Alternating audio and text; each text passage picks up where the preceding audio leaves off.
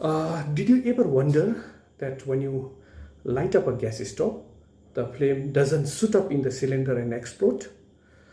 There's a science behind this one. So let me explain the science. So this is the gas stove, right? So when we start the gas stove, the fuel travels all the way from the cylinder and through this particular pipe, and it burns on the burner, but the flame doesn't burn here on the pipe, doesn't burn on the cylinder. So the reality is that for the combustion to happen, three important things are required. One is fuel is required, other one is oxygen is required, and then the heat source is required. So in our case, the heat source is the lighter. Sometimes we use the lighter. This stove has the automatic lighter.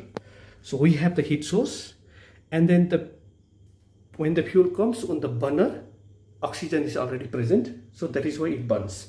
But why doesn't it get back into the cylinder, LPG cylinder, and then blast? The reason is that there are two important reasons.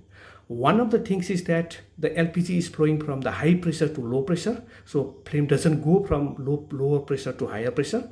But more important than this thing is that inside the LPG cylinder, we don't have oxygen.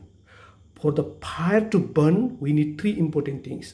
Fuel is required, oxygen is required, heat is required.